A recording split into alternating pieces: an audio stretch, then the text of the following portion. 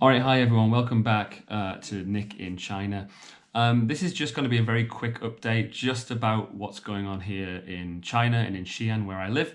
I'm going to talk a little bit about this second wave situation, and also I've been out a bit, so I'll show you some footage from outside around the streets as well.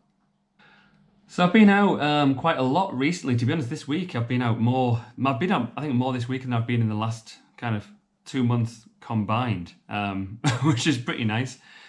So I walked around the city wall. There's a big, really nice park around the wall in Xi'an. So I had a walk through there today, and it's pretty good. Like, obviously a lot of people are still wearing masks, as you can see in the video. But people are kind of back to doing normal daily things that they did before. People are playing badminton and playing ping pong and just kind of hanging out and stuff.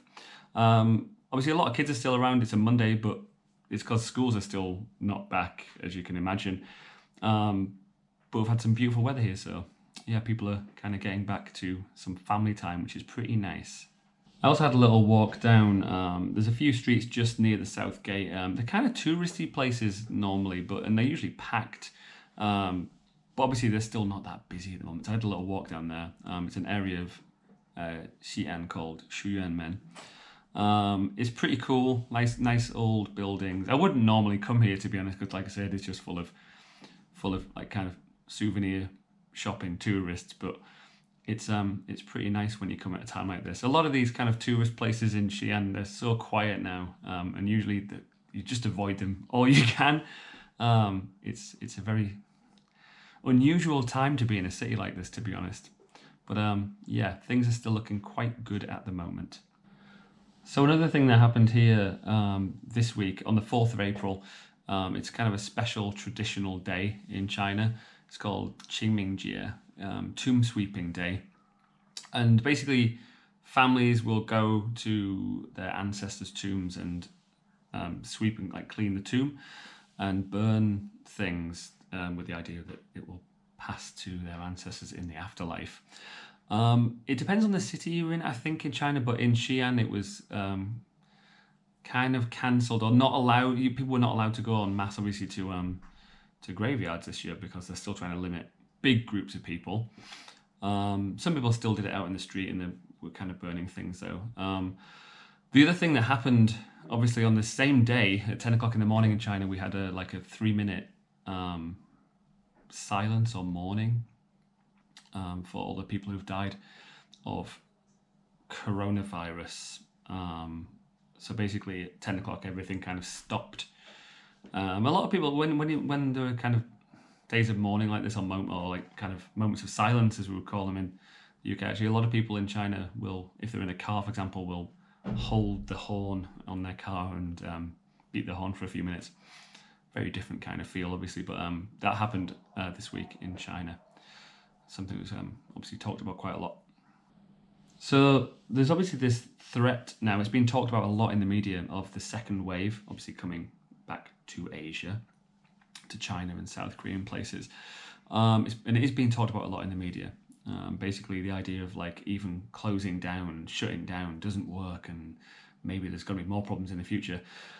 I think it probably depends on how the country handles it. I think, in China at the moment, almost all of the new cases are people coming back to China from abroad, and obviously already being infected.